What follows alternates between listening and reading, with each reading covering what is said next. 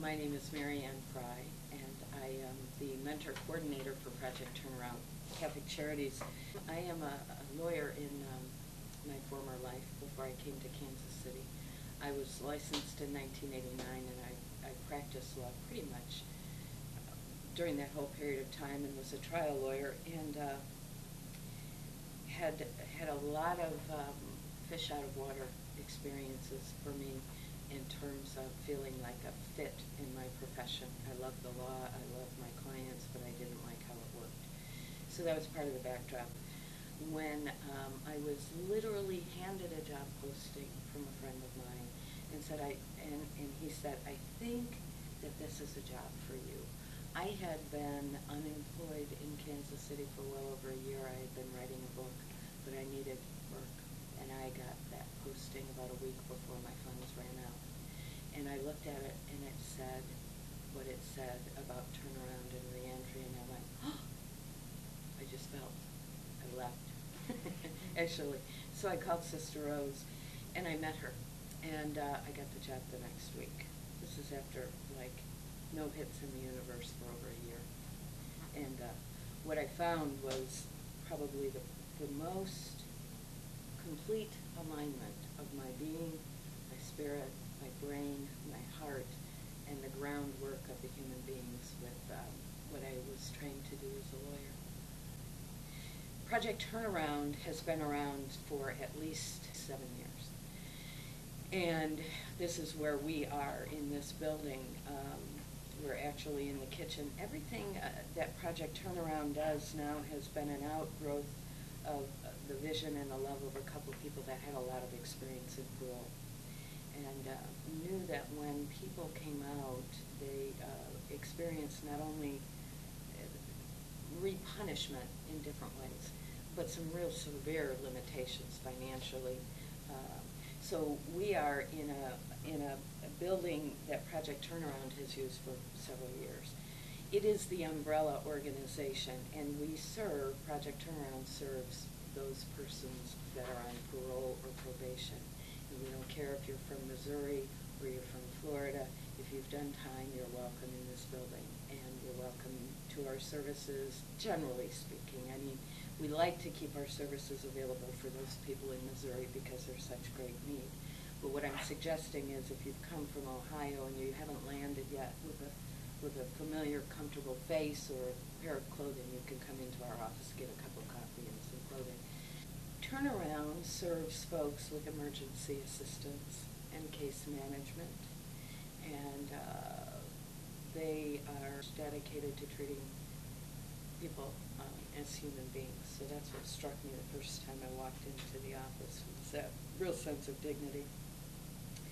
And Turnaround then it grew over the years. Rita was the only person literally driving people to get their driver's license, to go to the store and get clothes. I mean, it was that kind of touch, and she's maintained that. But anyway, right now our budget is about $800,000 a year, and that is all private donations. So, except for United Way, and we got 5 grants from the Department of Corrections, and this is where I enter the picture. Sister Rose McClarney is a sister of St. Joseph, and I tell this part of the story because it reminds me so much of all these charitable organizations that come together, somebody that's in the trenches and then a sister gets together with them and they provide the need, like hospice. Sister Rose and Georgia Walker had run the Center for Women in Transition in St. Louis, and they were the first to introduce the concept of mentoring to folks that were coming out of prison, recognizing that in the restorative justice area, the restoration of relationships, one to oneself, to their community, making restitution is a much healthier way to deal with things, and that it worked. And so they brought that vision with them. And then what the Sisters of St. Joseph told me was they go in and they pray for the deepest need of a community to be revealed, and that's where they go work. So Sister Rose came to this project to volunteer, and they sat in that little office where we have no windows, and they found a pile of money sitting in the Department of Corrections budget, so they wrote a grant, and the grants were awarded, and that was in May of 2009. And because we were successful with those programs, we wrote another grant and we got 5 more.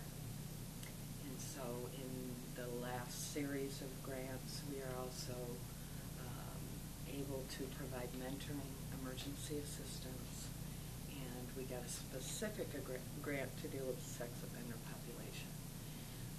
What you probably felt if you didn't hear it explicitly in Donna's story is that folks that come out even under a limited time of incarceration have profound alienation.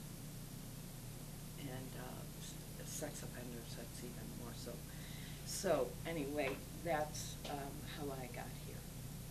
I had pretty much wondered if I would ever practice law again. I could never answer some questions in the criminal realm, and this was particularly true when I was running for judge. It felt to me that there were some real radical assumptions made in our sentencing and what happened to people when we incarcerated them. And I'm not suggesting that people weren't responsible, so I just avoided that area of law altogether. And yet, it's what I excelled in. I love constitutional law. I taught it. I almost cry when I read Supreme Court opinions that are beautifully written. I mean, I was a SAP for criminal law, and now I'm in a capacity that makes sense to me in terms of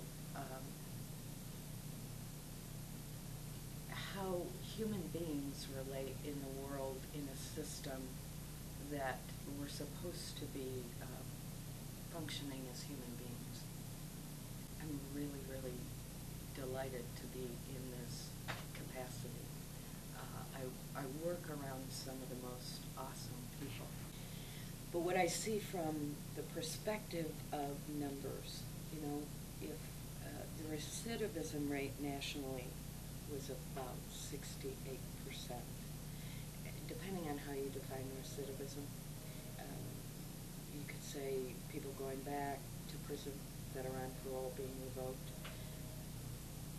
Generally, we say if they've committed the crime again, the same crime again, not just a revocation. Since turnaround's inception, the recidivism rate is less than 5%. It hovers around 4%. The mentoring component of turnaround's work has at its roots the idea that most people don't fall into prison, right? And we don't talk about why people do what they do necessarily, but as a way of restitution and as a way of restoring themselves to themselves, having a friend really helps. 89% of the people incarcerated in the Missouri system have an addiction. Pretty much isn't treated while they're there. They might get education, but the in-depth recovery work, that doesn't generally happen. They may have been abstinent.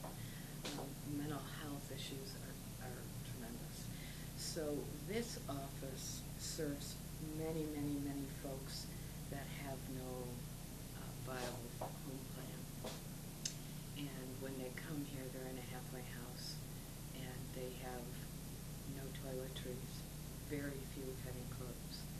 They are expected to find work within a pretty short period of time and frequently have no money or bus tokens, and they rely on bus transport.